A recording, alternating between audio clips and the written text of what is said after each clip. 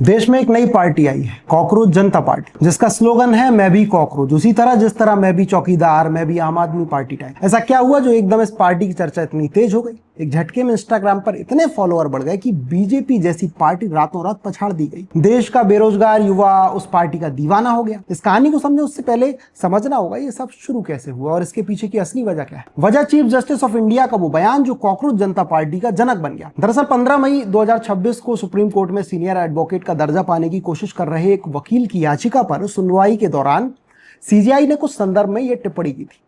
कुछ युवा कॉकरोच की तरह होते हैं जिन्हें ना कोई रोजगार मिलता है और ना ही किसी पेशे में उनका कोई स्थान होता है। उनमें से कुछ मीडिया के क्षेत्र में जाते हैं, कुछ सोशल मीडिया कार्यकर्ता बनते हैं, कुछ आरटीआई एक्टिविस्ट बनते हैं और फिर वे हर किसी पर हमला करना शुरू कर देते हैं। इसके बाद जब इस बात को लेकर विवाद हुआ कि सीजीआई ने देश के युवाओं को कॉकरोच कह दिया, इसके बाद सीजीआई ने अपने बयान को लेकर सफाई देते हुए कहा कि उनकी टिप्पणी केवल उन लोगों के खिलाफ थी जिन्होंने फर्जी या नकली डिग्रियों के सहारे वकालत जैसे पेशों में प्रवेश किया है, ना कि सामान्य रूप से युवाओं के खिलाफ। हाँ, शायद एक सीजीआई के पद पर रहकर या उस कुर्सी पर बैठकर ये टिप्पणी करना उचित नहीं है, गरिमा के खिलाफ है। ऐसा उन्होंने कुछ युवाओं को कहा, सभी को नहीं कहा। लेकिन ये समाज की कटु सच्चाई है। हम अपने आसपास ही देख लें, कुछ हैं जो पत्रकारिता के नाम पर क्या कर रहे हैं, उनकी योग्यता क्या है। किसी ने 10वीं पास की है, कोई 12वीं पढ़ रहा है। और सच यही है कि जो कुछ नहीं कर रहा है या तो वो पत्रकार है या किसी पार्टी का युवा कार्यकर्ता। और ये किसी से छुपा नहीं है कि किस तरह किसी का भी वीडियो बनाया जाता है, फिर ब्लैकमेल किया जाता है और पैसे ऐंठ लिए जाते हैं। कितने पत्रकार हैं जिन्हें तनख्वाह मिल रही है? उनका धन अर्जन करने का सही तरीका, सही माध्यम क्या है? आरटीआई एक्टिविस्ट भी इसी तरह कमाई करते हैं सिस्टम में बैठे लोगों से। वो पहले आरटीआई लगाते हैं, फिर पैसे मांगते हैं कि इतना पैसा दो नहीं तो आरटीआई वापस नहीं लूंगा। बस फर्क इतना है, जितना खुलकर मैं बोल रहा हूं उतना खुलकर सीजीआई साहब भी नहीं बोल सकते।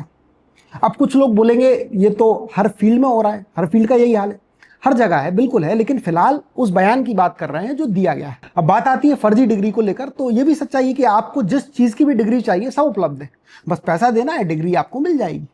ये नाकामी है हमारे सिस्टम की। अब चूंकि वो सीजीआई है तो सिर्फ कह सकते हैं, सुधार करना तो सरकारों का और सिस्टम का काम। मुझे कहीं भी बयान उनका गलत नहीं लगा। हाँ, लेकिन सीजीआई साहब उस पर नहीं बोल सकते जो उनके ही विभाग के लोग न्याय प्रक्रिया में करते हैं। शायद वो भी कॉकरोच की तरह होते हैं जो सिस्टम को खोखला कर रहे हैं। और रही बात बेरोजगारी की, तो बहुत काम है भाई, सिवाय सरकारी नौकरी के। क्यों उसके पीछे बैठना? एक भी ऐसा व्यक्ति नहीं है जो स्किल्ड हो और घर बैठा। अगर आपने स्किल डेवलप नहीं की तो आपकी गलती है। काम बहुत हैं जो करने वाले हैं, कर रहे हैं। अब थोड़ा हम इस कॉकरोच जनता पार्टी को समझते हैं। होता क्या है कि एक शख्स है अभिजीत दीप के, इस बयान के बाद उनके दिमाग में आया कि एक कॉकरोच जनता पार्टी नाम से एक पार्टी बनाई जाए। उन्होंने एक चैनल से हुई बातचीत में बताया था कि सीजीआई के दिए बयान ने मुझे गुस्से और निराशा से भर दिया और ट्विटर पर मैंने इस पर अपनी राय दी। मैंने पूछा कि सब कॉकरोच एक साथ आ जाएं तो क्या होगा। मुझे जेन जी और 25 साल तक के युवाओं के कमाल के जवाब मिले और उन्होंने कहा कि हमें साथ आना चाहिए और एक प्लेटफॉर्म बनाना चाहिए।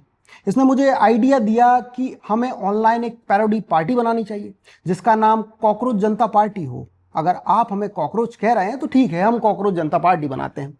इस पार्टी में शामिल होने के लिए मैंने पात्रता तय की, जैसे आपको आलसी होना होगा, आपको बेरोजगार होना होगा और आप लगातार ऑनलाइन रहने वाले हों, जैसा सीजीआई साहब ने कहा था। अब आप समझ सकते हैं कि पार्टी को किस मानसिकता के लोगों की जरूरत है और ये इसे कितना सकारात्मक ले रहे हैं कि ऐसे युवा जो आलसी हैं, बेरोजगार हैं, वो अपने देश का भविष्य इस पार्टी को ज्वाइन करके बना सकते हैं।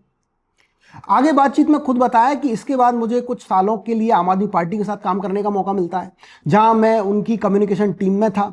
मैं उनके स्वास्थ्य और शिक्षा पर काम करने की वजह से उनसे आकर्षित था। ये कुछ नया था जो पहली बार भारतीय राजनीति में हो रहा था।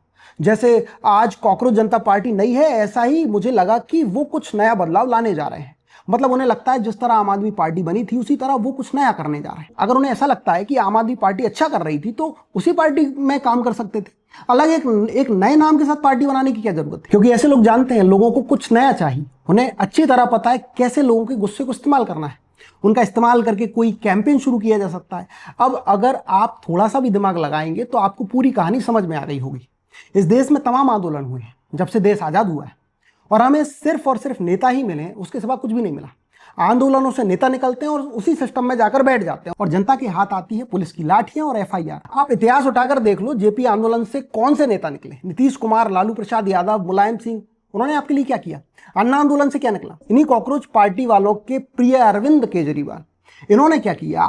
और आप और हम जैसे लोग सिर्फ उम्मीद लगाते रहते हैं कि इस बार कुछ ताबड़तोड़ होगा, और हम अपना इस्तेमाल कराते हैं क्योंकि हम अपने विवेक का इस्तेमाल तो करना नहीं चाहते।